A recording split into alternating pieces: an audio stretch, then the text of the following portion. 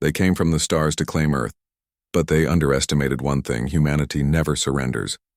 The world had always looked up at the stars with questions and dreams, but one morning, those dreams turned into fear. When the sky over the cities of Earth began to darken with strange shadows that did not belong to clouds, people first thought it was some kind of solar event or a storm. Yet when the shapes became clear, millions realized it was not weather at all. They were ships so large that they seemed to cover entire stretches of skyships that did not belong to Earth. At first there was silence. People stared from rooftops and windows. Some pointed their phones toward the sky, broadcasting the scene, while others simply froze with their mouths open. But soon silence broke into panic. Cars crashed into each other.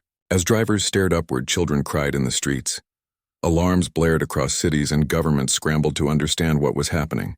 The ships hung in the air with impossible control. No sound of engines, no wings, no smoke trails. They simply floated as if gravity no longer applied to them. And then a voice came, not in one language, but in all languages at once, broadcasting into every device, every radio, every screen, and every mind. The voice was calm yet cold. It said that the people of Earth would be protected, guided and given a place in a new order under the leadership of the ones who had traveled across the stars.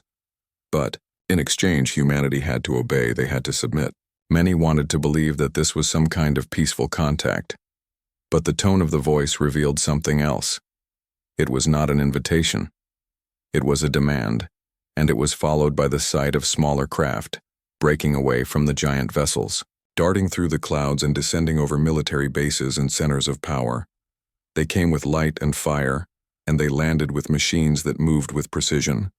Alien soldiers stepped out tall and armored, carrying weapons that shimmered with energy. The first resistance was brief. Tanks and jets that tried to fight were cut down by beams of light that sliced through steel as if it were paper. Ethan Carter sat in a diner outside Phoenix that morning. He was a man who had once flown fighter jets for the Air Force, but had left service years ago, hoping for a quiet life. He had his coffee in hand and a plate of eggs in front of him, when he noticed the look of everyone else in the diner staring through the glass walls. He turned and saw the shadows above. At first his mind refused to believe it. His training told him it was impossible, but as the ships lowered and the voice came, he felt his chest tighten. He had seen combat, but this was different. This was something no pilot was ever trained for. Claire Morgan was on the opposite side of the country in New York. She worked as an engineer and was in her office surrounded by blueprints when the lights flickered and all screens in the building turned black before glowing with a strange symbol. Then the voice spoke. She heard the words inside her head as if they were placed directly into her mind. She staggered back, gripping the table around her. People in the office began shouting, some praying, some calling their families, and when they looked outside, they saw drones swarming between the buildings, scanning streets and marking structures with beams of light, as if surveying the city for control. In the hours that followed, panic spread across the planet. Governments tried to respond, but no nation had weapons strong enough to resist. Many leaders went silent, and many armies surrendered. Whole cities were placed under curfew enforced by alien patrols and machines that floated like silent watchers in the sky. The invaders brought with them a system of control. They installed devices at the centers of cities that emitted low, constant pulses, and no one knew what the purpose was. Some felt headaches, others felt weak, but the soldiers who marched with the machines never explained anything. Ethan drove home through traffic that had turned chaotic. Horns blared, people abandoned their cars and ran carrying children in their arms. Police tried to guide the flow, but even they looked up in fear as alien drones flew overhead. Ethan kept his hands tight on the wheel, his eyes moving between the road and the sky above. He could feel it deep inside him. The voice that told the world to obey was not here for peace. He had been in conflicts long enough to recognize the tone of control. Claire found herself locked inside her apartment as curfew was announced across the city. Loudspeakers in alien language mixed with rough human translations declared that anyone outside after nightfall would be punished. She stood by her window, looking at the strange glow of alien patrols moving like insects between towers. She clenched her fists. She had always believed in human ingenuity, in the ability of people to create and adapt. And now that belief was being challenged by something beyond her imagination, but even as fear gripped her, she could not let go of the thought that there had to be a way to resist. The days that followed became heavier.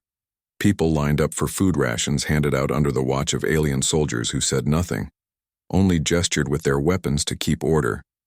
News broadcasts were cut and replaced with a single channel showing messages of obedience. Screens showed symbols of the invaders with translations that spoke of harmony under their guidance. But in the streets, people whispered in secret corners. Humans were not made to be ruled so easily. Ethan walked into a small gas station one evening needing supplies and found himself staring at the clerk. A young man with fear in his eyes. The clerk leaned forward and whispered quietly, asking if Ethan had served in the military. Ethan nodded, slowly, and the clerk pushed a piece of paper toward him with an address written on it before saying nothing else. Ethan left the station feeling the weight of the moment heavier than the supplies in his bag. Claire, too, found signs of quiet resistance one night. Her power went out briefly, and when it returned, she found a slip of paper under her door. It had no name, only a time and place. She debated with herself for hours, fear twisting in her stomach. But something stronger than fear kept telling her to go. The aliens did not understand the nature of humanity. They thought fear would be enough. They thought superior weapons would end any thought of rebellion. They did not understand the stubbornness that lived in people, the desire for freedom, the instinct to fight when cornered. Across cities and towns, across deserts and forests, whispers grew into meetings. Strangers became allies. Fear turned into anger, and anger turned into resolve. When Ethan arrived at the address, he found a basement filled with people. Some were former soldiers, others were civilians, but all of them shared the same look of determination. They spoke of alien patrol routes, of weapons that might be stolen, of networks being built underground and across digital lines. Ethan listened, his mind sharpening his training. Returning, he knew this would not be easy, but he also knew that Earth was not lost, not yet. Claire entered a warehouse where she found others like her, engineers, scientist students who had begun studying scraps of alien technology they had scavenged from fallen drones. She saw wires and circuits glowing with strange energy. She saw devices being tested to jam signals. She saw people taking risks for knowledge that might help them fight. She felt fear. Yes, but also a spark of something. She thought she had lost hope. The aliens continued their occupation, but something had begun that they could not stop. They had planned to dominate Earth quickly, to break the will of its people. But in every shadow, humans were learning. In every corner, they were planning. In every heart, a fire was being lit, and that fire was spreading. The days after the arrival turned into weeks, and the cities of Earth were no longer the same. What was once filled with noise of traffic and the busy life of people now carried the sound of alien machines hovering over the streets and the low, constant hum of towers they had built in the centers of each city. People walked with their heads lowered, afraid of the patrols that moved with unblinking eyes. No one spoke loudly anymore. The world felt different. It felt smaller, as if every street, corner was watched and every whisper was heard. Yet beneath that silence, something dangerous was growing, and the invaders did not see it clearly enough. Ethan Carter sat in a dim basement lit by weak lamps, surrounded by a dozen men and women of different ages. Some of them had once been in the army or the police. Others were simple workers or students. But all of them had gathered for one purpose: to find a way to resist. He looked at their faces, and he could see both fear and determination. They were not soldiers, not yet, but they wanted to fight. Ethan spoke to them, not with speeches of glory, but with calm, steady words. He told them how discipline worked, how small groups could act without drawing too much attention, how patience was a weapon just as powerful as any gun. They listened closely, some scribbling notes, others simply clenching their fists as if holding back the storm within themselves. Across the country in New York, Claire Morgan worked late into the night in an abandoned warehouse with a small group of engineers and technicians. They had gathered pieces of alien drones that had crashed or been taken apart by daring scavengers. The fragments hummed with energy no human machine had ever created. Claire studied every piece, her eyes burning from exhaustion. She drew diagrams and tested connections while others watched. She found patterns in the energy circuits she discovered, signals that seemed to pulse in rhythms almost like a heartbeat of the machines. She realized that the aliens were not invincible. Their technology was powerful. Yes, but it had weaknesses. If they could learn those weaknesses, they could create tools to disrupt them. The aliens believed the fear they had spread would be enough to keep humans quiet. They enforced curfews, they controlled broadcasts, and they destroyed any group they discovered. But what they could not control was the human spirit. Whispers turned into meetings. Meetings turned into networks, and soon those networks spread across borders. People in Europe spoke secretly with people in Asia, fighters in deserts of Africa, passed messages to those hiding in jungles of South America. The invaders underestimated the ability of humans to adapt and unite under pressure. Ethan trained his small cell in the desert. He showed them how to move unseen, how to use shadows, how to strike fast and vanish before the patrols could react. They used old weapons rifles and pistols that seemed tiny compared to the alien rifles that fired beams of light. But Ethan told them it was not the size of the weapon that won battles, it was the mind that used it. He told them about wars of the past where armies with less technology had still defeated stronger foes by refusing to give up. Claire and her group managed to build their first crude device. It was not elegant, and it looked more like a pile of wires than a weapon. But when they tested it against a small drone they had captured, the machine stuttered in the air for a moment and fell to the ground, sparks dancing across its body. The group gasped with shock and then erupted in quiet cheers. Claire felt her heart racing. They had just proven that the invaders could bleed not only on the battlefield, but in the air and in the machines they relied upon. News of these small victories traveled quickly, not through official broadcasts, but through whispers, through coded signals hidden in music, played on old radios, through graffiti on walls that only the resistance could read, through notes left in places where no patrol would look. Every time one group succeeded, it inspired another across oceans and across continents. Strangers began to feel less alone. They realized they were part of something bigger. They were part of humanity refusing to bow. The aliens noticed the resistance too, of course, and they tightened their grip. Patrols doubled, checkpoints grew harsher, and punishments became brutal. When a hidden group was found, entire neighborhoods were burned as warnings. But even this brutality did not stop the spread. It only deepened the hatred and sharpened the resolve. Every time someone fell, others rose to take their place. Ethan found himself leading not just a small group, but soon multiple cells in the region. Fighters came to him for guidance. They looked at him as a leader. Though he never asked for the title, he felt the weight of their trust heavy on his shoulders. Every decision meant life or death, and he carried that burden silently, never letting them see the doubt that gnawed at him inside. But Claire was different. She found strength in the work itself. Every circuit she studied, every new pattern she unlocked, was fuel to her determination. She knew they were still far from matching alien power, but she also knew that knowledge was growing faster than the invaders expected. One night, Ethan and his fighters lay hidden on a ridge overlooking a convoy of alien supply carriers, glowing vehicles that floated just above the desert ground. The fighters whispered nervously, waiting for his signal. Ethan studied the movements, the rhythm of the patrols, and then gave a short, sharp nod. The fighters moved with precision, detonating charges that had been buried along the route. The ground shook as explosions lit the night and alien machines toppled. Chaos filled the desert, and for the first time Ethan saw his fighters smile, not out of joy, but out of something deeper, the proof that they could fight back. Claire too had her moment of proof one evening when drones swept over her district scanning for resistance members. She activated the crude jammer device her group had built. The drones above stuttered mid-air, their lights flickering, confused. They broke formation, and several dropped from the sky, crashing into buildings below. The people on the streets gasped. Some screamed, but others whispered with wide eyes that maybe, just maybe, the invaders were not as untouchable as they seemed. The world had been living under the shadow of the invaders for weeks, and though fear still held millions in silence, there were sparks of defiance spreading across every land. Ethan Carter knew that silence alone would never win back their freedom. Whispers and hidden training could only go so far.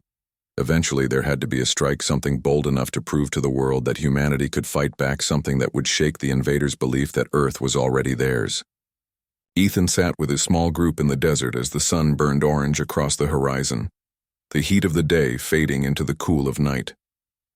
They had gathered around a crude map drawn on paper with rocks marking patrol routes and supply posts. Claire Morgan had traveled west to meet with him. Carrying with her new devices, her group of engineers had worked tirelessly to refine the jammers, And now she carried one that could disable not only drones, but also the tall relay towers the aliens used. For communications, Ethan looked at the device, a box of wires and circuits glowing faintly.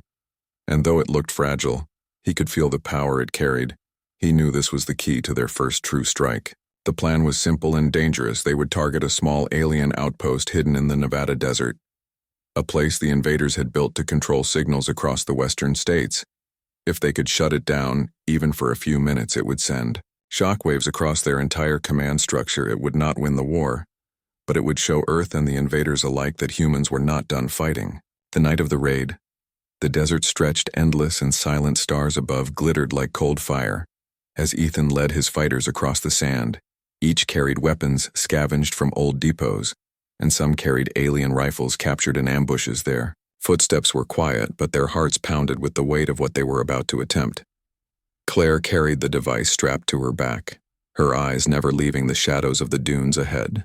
They moved for hours until the glow of alien lights appeared on the horizon.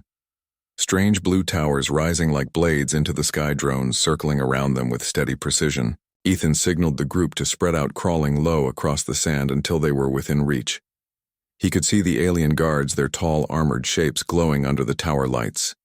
They moved with mechanical grace weapons, ready, their helmets reflecting the desert moonlight.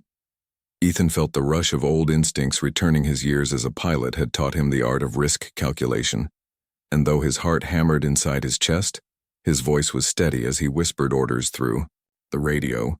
Claire set up the device, connecting wires and checking circuits, her hands trembling slightly. But her mind focused. She whispered that it was ready, and Ethan gave the signal. A low hum filled the desert. The device pulsed once, twice. Then a burst of invisible energy surged outward. Drones in the sky flickered, their lights dying one by one until they dropped crashing into the sand. The towers above stuttered, the flow of their light breaking into sparks. The guards turned in confusion, and that was when Ethan and his fighters opened fire. The desert erupted with sound. Gunfire cracked in the night. Alien beams of light cut through the darkness. Sand exploded under impacts. Men and women shouted as they moved between cover, fighting with everything they had. Ethan fired his rifle, striking one of the alien guards, who staggered back, sparks flying from its armor. Claire worked furiously to keep the device running, shouting warnings as the pulse faltered and surged again. Another drone fell from the sky, and another tower dimmed. For the first time since the invasion, humanity won a clear battle. The outpost burned alien equipment, destroyed their soldiers, retreating under the chaos. Ethan's fighters cheered, breathless with shock at what they had done. Claire knelt by the device, exhausted but smiling, her face lit by the glow of the burning towers around them. Ethan looked at the sky, his chest heaving with pride and fear. They had done it. But he knew in his bones the invaders would not ignore this. They would respond, and their response would be brutal. The news spread faster than the invaders could contain it.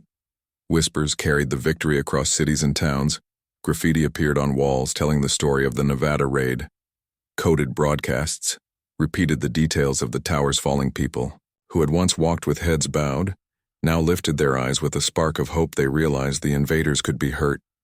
They realized that humanity could strike back, but the invaders were not blind. The very next day, the skies over Nevada lit with fire. Alien ships descended, and whole towns near the outpost were destroyed as punishment. Entire neighborhoods were leveled, beams of light tearing through homes, screams echoing across the desert as people fled in terror. The invaders wanted to show Earth that defiance would not be tolerated. They wanted to make the resistance a warning, but instead they fueled it further. Every family that lost a home, every friend who buried another, became fuel for the fire of rebellion. Ethan and his fighters scattered into the desert, avoiding the burning zones, knowing they could not face the alien retaliation directly. Claire wept as she watched from a ridge, the smoke rising into the sky. She felt guilt for the people caught in the storm of retribution. But Ethan told her quietly that every war demanded sacrifice. He hated the truth of it, but he knew there was no turning back. The invaders had already crossed the line, and humanity had already answered. Now there was only the path forward. The resistance grew. Boulder cells across the world heard of Nevada and launched their own strikes, small raids in forests, sabotage in cities, ambushes on convoys. The invaders responded with fire and steel, but every response created more fighters, Every act of brutality only sharpened the blade against them. Humanity was learning, adapting, and most importantly, refusing to surrender. Claire returned to New York with fragments of new alien tech recovered from the raid. Her group studied them with feverish energy. They discovered new patterns, signals that hinted at vulnerabilities in the alien network. She scribbled notes across pages, her mind racing with possibilities. She saw a vision of what could be done, a way to turn the enemy's strength against them. She knew they were still far from matching the invaders, but she also knew that step by step, they were getting closer. Ethan continued to train his fighters. His reputation spreading quietly through the underground networks, others came to learn from him. Not just how to fight, but how to lead, how to inspire those who had lost everything. He did not see himself as a hero. He carried the weight of every casualty heavy on his shoulders. But when his people looked at him, they saw something more. They saw proof that humanity still had leaders who would not bow. The war had only just begun. The raid in Nevada was a spark in the night, but sparks have a way of spreading into fire, and as the invaders tightened their grip, the fire of resistance grew stronger across the planet. The humans were no longer only surviving, they were striking back, and for the first time, the invaders realized that Earth would not be taken so easily. The world was burning in fragments. Some cities glowed under alien towers, while others lay in ruins smoldering from bombardments. And yet in the ashes, humans kept moving like shadows that refused to die. Ethan Carter had led men and women through fire and blood, and now he moved constantly from place to place, never staying too long, never allowing the invaders to track his cell. They slept in caves, in abandoned barns, in tunnels beneath small towns. They ate little, but they carried with them the one thing the aliens could not take away: the belief that Earth still belonged to them. The skies above showed constant reminders of the enemy. Their ships hung like dark watchers, glowing faintly as they drifted from horizon to horizon. At night, beams of light scanned the ground, looking for gatherings, searching for hidden camps. Yet, no matter how far the machines reached, they could not silence the whispers that spread faster than their drones carried their orders. Whispers of the Nevada raid, whispers of drones falling from the sky, whispers of alien blood spilled in the sand. Claire Morgan had turned her warehouse into something between a lab and a battlefield. Her hands were raw from soldering wires and her eyes bloodshot from nights without sleep. But she refused to stop. Every new piece of alien metal, every chip of energy circuitry became a puzzle for her. She discovered signals running like veins between alien ships. She mapped frequencies and learned the rhythm of their communication. It was like a pulse binding them together, and she realized that if that pulse could be broken, the invaders would stumble. Ethan listened to her when they met again in a crumbling motel outside Denver. She showed him diagrams spread across the bed sheets, lines of frequency charts and rough sketches of alien ships. She told him that there was a way to disrupt the chain of command. If the right signal was broadcast into their network, it would throw them into chaos for minutes, maybe longer. Ethan leaned over the papers, his brow furrowed. He was no engineer, but he trusted Claire. He could see the fire in her eyes, and he knew that fire came from truth, not fantasy. Meanwhile, across the world, resistance was no longer a rumor. It was a force in South America. Maria Lopez led bands of fighters through the jungles, ambushing convoys and vanishing into the green walls of trees in Europe. Daniel Carter organized networks across shattered cities using underground trains and catacombs as bases, and in Africa, guerrilla fighters moved across deserts, striking supply depots and melting away into the sand. The aliens crushed them wherever they could, but for every group destroyed, two more seemed to rise. It was as if the whole planet itself had turned against them. The invaders tightened their grip, cities under their control lived under heavy fear. Loudspeakers barked orders, day and night patrols arrested anyone who looked suspicious, and whole families disappeared without explanation. The aliens used fear as their weapon. But the cracks in their strategy grew clearer with every day. Humans were not cattle. They would not walk quietly forever. Each act of brutality only hardened them further. Each bombing, each burning street became a scar that demanded vengeance. Ethan's group planned carefully, waiting for the right moment. They studied patrols. They memorized the timing of drone sweeps. They marked safe paths between ruins. Their bodies grew lean from hunger and constant marching, but their minds grew sharper. Discipline became their shield and unity their sword. He told them stories around campfires of soldiers who had faced impossible odds and survived not because of strength, but because of will. And when he looked into their tired eyes, he saw that same will burning. Claire worked on a larger prototype with her team. They built it from stolen parts and pieces pulled from fallen drones. It was heavy, clumsy, and dangerous to carry, but it hummed with energy when activated. She knew it could burn out quickly, but if placed near the right command relay, it could silence entire fleets of drones for minutes that was enough to strike and vanish. She tested it in secret in the back streets of her city and watched as patrol drones spiraled out of the air, crashing against rooftops before exploding. She felt triumph in her chest, and for the first time she allowed herself to smile. The resistance used her discoveries like knives, and the dark drones that once scanned every street corner began to fail suddenly in the middle of patrols. Convoys lost their guidance towers, flickered, and shut down whole squads of alien soldiers, were caught off guard by sudden darkness and fell under coordinated ambushes. Ethan saw the results of Claire's work on the ground, and his respect for her grew. He knew she was not simply a mind in a lab, she was a warrior in her own way. But victory always came with a price. The aliens grew desperate, and their retaliation reached new levels. Entire districts were erased with beams of fire as punishment. When one resistance strike took down a command tower in Europe, the invaders leveled half a city. In response, survivors crawled through rubble, sobbing in rage rather than fear. They painted walls with symbols of defiance, knowing death would come but refusing to bend. It was no longer just a fight for survival. It was becoming a war for dignity, for the right to exist as free people. Ethan led his fighters through ruined neighborhoods, watching as families carried what little they had left, their faces hollow with loss, but their eyes still burning with defiance. He spoke to them gently, telling them not to give up, telling them they were not alone. He shared food with children who clung to their mothers in silence. He carried old men across rivers when their legs could no longer move. He was not only a fighter, he was a reminder of humanity itself. And people began to whisper his name across radio signals and coded graffiti. His legend spread not because he sought it, but because the world needed it. Claire pushed further into the alien code, breaking layers of encryption with crude machines and human intuition that no invader could predict. She discovered that the motherships above Earth were not independent. They were linked like organs of one great body. The frequency that tied them together was strong but not invulnerable, and she began to imagine what would happen if humanity struck at the heart of that network. She shared her findings with Ethan, telling him quietly, in a ruined cafe, that the day would come when they would not only defend Earth but strike into the sky itself. He looked at her, and for a moment he almost believed.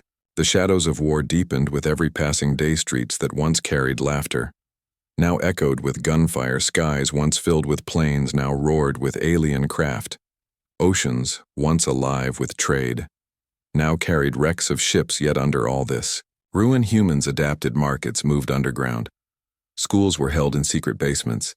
Songs were sung quietly around hidden fires. Children learned to run fast and hide better than any generation before them. Survival became natural, but hope remained alive. And in that hope lay the secret of humanity, a stubborn fire that could not be extinguished no matter how much the invaders tried.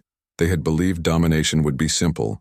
They had believed Earth would kneel without question, but they had never faced a people who thrived in struggle, who turned pain into strength and fear into fury. They began to understand slowly, painfully, that Earth was not just another world to conquer. It was a battlefield that would scar them forever. The war had now stretched into months, and the planet no longer looked the same. Cities that once stood proud with shining towers were now broken landscapes of smoke and silence. Fields that once grew food for millions were scarred with blackened craters. Oceans once busy with ships now carried drifting wrecks and floating ash. Yet in all this ruin, humanity did not vanish. It scattered, hid, and learned new ways to strike and to endure. Ethan Carter had become one of the most hunted men on the planet. His name was whispered through resistance channels, carried on coded messages, and scratched into walls by children who had seen him pass by. The aliens placed high bounties on his capture, promising freedom and food for anyone who betrayed him, but no one did, because he had come to represent something far larger than himself. He was not just a soldier. He was the idea that Earth could still fight back, and the invaders feared an idea more than they feared bullets. Claire Morgan had become His shadow in many ways, though she rarely stood on the battlefield beside him. Her work reached further than any weapon. Her small team of engineers and hackers moved constantly, breaking into alien systems, stealing fragments of data, and sending out-coded bursts that spread through the human network. She had discovered a deeper layer of control within the motherships. Something older, something more dangerous. It was as if the invaders themselves were bound by their own masters somewhere. Beyond Earth, she told Ethan about it late one night as they crouched in the remains of a collapsed church, her hands shaking from exhaustion. And he realized that this war might be bigger than anything they had ever imagined. The resistance had grown into a web stretching across continents. Small bands of fighters in Asia used mountain paths to strike supply lines. Cells in Africa sabotaged energy stations in the desert. Hunters in Australia turned wilderness into traps. Every continent bled, but every continent also struck back. Drones that once patrolled every road now crashed. More often, ambushes became more daring. Convoys vanished into forests never to emerge. The aliens responded with more terror, burning whole districts, slaughtering villages with fire from the sky. But instead of ending the resistance, it only spread like fire leaping from tree to tree. Ethan's group moved north through the ruins of Chicago, where skyscrapers leaned like broken teeth and streets were buried.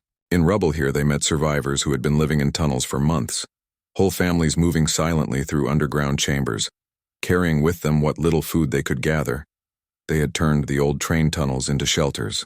Lit with dim lamps, children played quietly in the dark, pretending they could not hear the rumble of alien machines above when Ethan promised them that the fight was not over.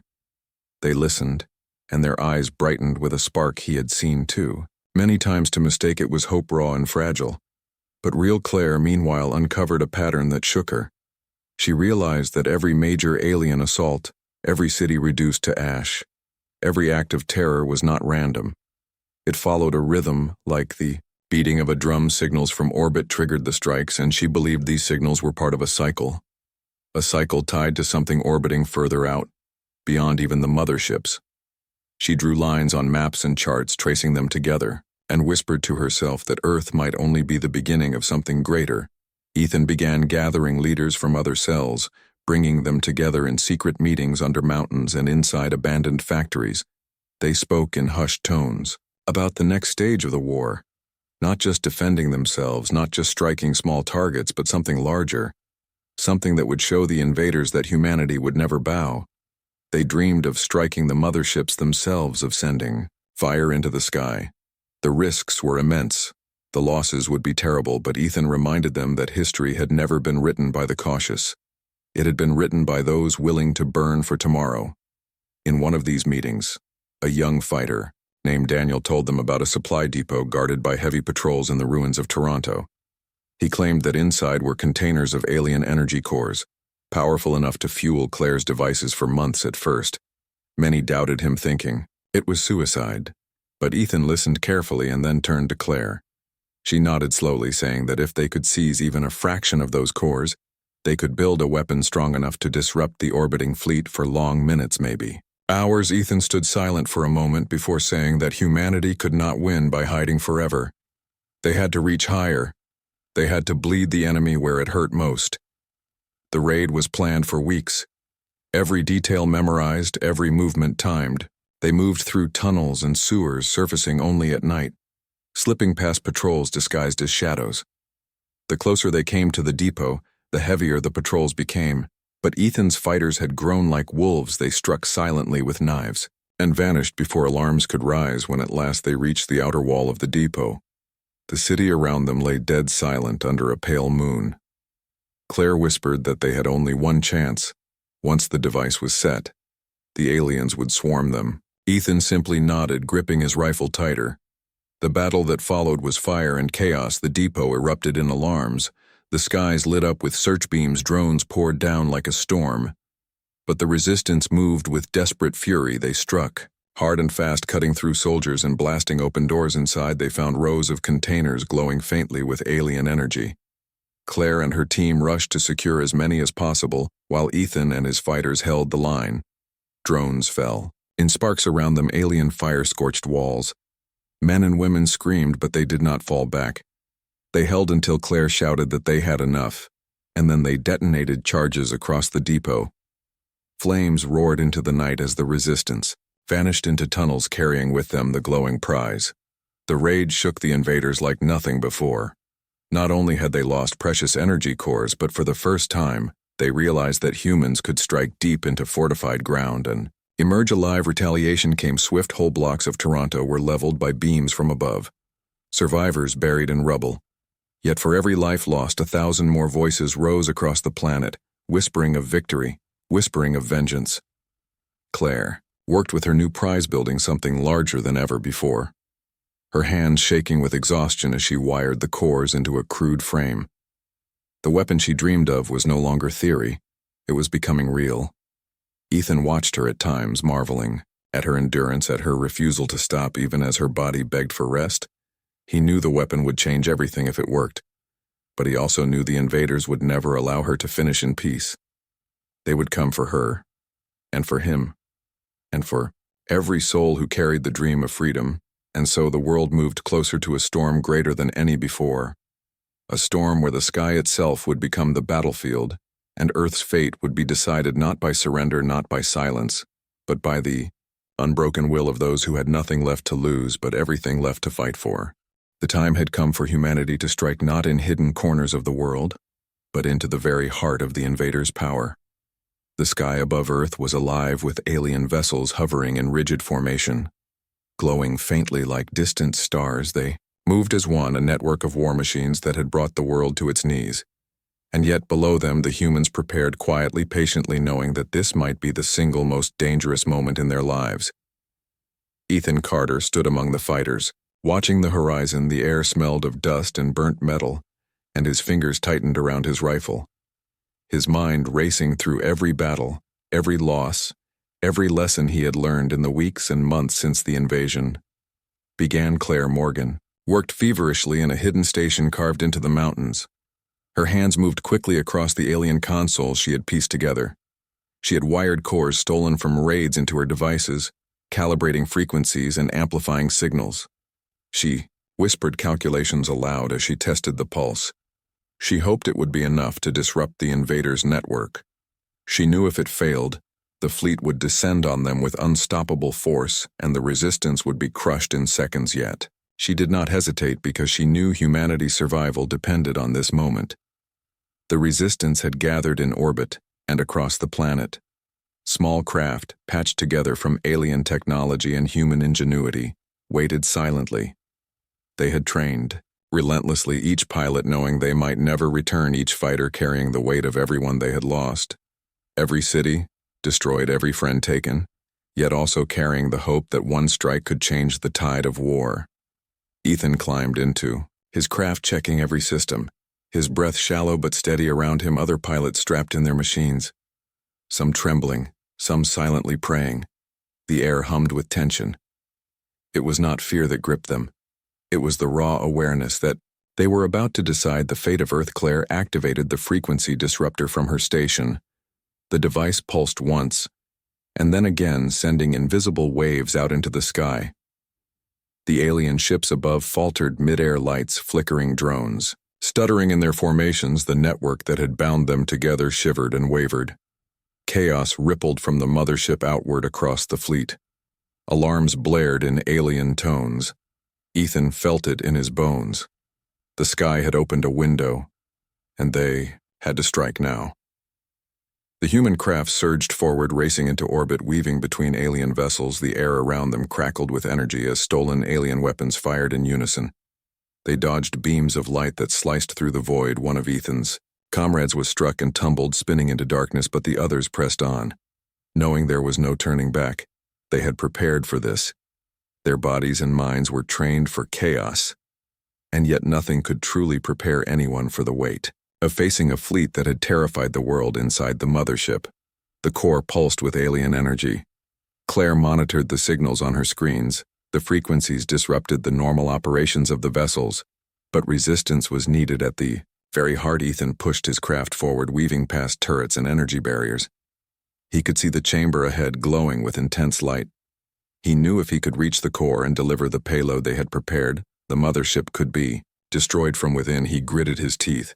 knowing that even a fraction of success could change. The war explosions rippled through the ship as Ethan's allies struck simultaneously. Claire's devices continued pulsing waves that confused sensors and caused enemy soldiers to move in disarray. Beams misfired, and turrets spun uselessly. The corridors of the mothership filled with chaos as humans moved with precision and desperation. They had stolen hours from the invaders and used them to strike decisively, each move calculated yet instinctive. The hours of training and sacrifices converged in this final assault. Ethan reached the core, a massive sphere of glowing alien energy. It radiated heat and power. He could feel it through the hull of his craft. He carefully placed the explosive charge. The seconds stretched endlessly around him, alarms echoing and lights flickering, warning of imminent retaliation. He activated the timer, and then in a burst of speed pulled back into the corridors, weaving past broken soldiers and collapsing walkways as the mothership began to shudder and roar, the pulse of energy within it destabilizing. Outside the craft, Claire amplified the disruptor's waves, sending them through the network. The fleet wavered like a body losing control. The alien vessels faltered one by one. Drones plummeted from the sky. Entire ships spun out of formation. Beams of light struck other vessels. Their own fire turned upon them. The sky over Earth glowed.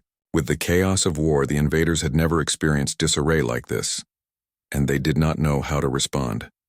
Ethan's charge detonated, and the core exploded in a wave of fire and energy that spread across the interior of the mothership, tearing through hulls and systems. The vessel screamed as if alive, its power unraveling from inside. The humans watched from orbit and below as the mothership fractured and fell, light and fire spilling into the void. The fleet above Earth broke apart. In panic, the signal linking the ships disrupted. They spun away like frightened animals scattering into space. The invaders' plan for domination had failed, and for the first time they were retreating. The human fighters cheered through their voices, were hoarse, their bodies exhausted and some wounded.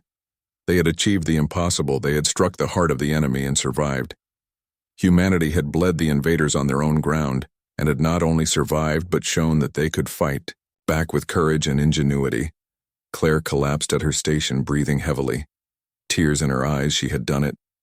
They had done it together with countless others across the planet, and she finally allowed herself a small smile. Ethan descended from orbit, carrying the weight of victory on his shoulders. Seeing the Earth below still scarred and burned but free, he thought of the people in ruins and forests of destruction, and knew rebuilding would take years, yet he also knew they would rebuild stronger and smarter because they had learned that their courage and unity were their greatest weapons. Humans had survived worse before, and this victory proved that nothing could break them when they fought together. The alien fleet retreated into the void, leaving the planet in silence. For the first time in months, the skies cleared. The sun rose over cities half broken, but alive. People emerged from hiding. Looking up at the sky, they could see the aftermath, yet they also saw the proof that humanity had won. They whispered to each other, their voices tentative but filled with hope.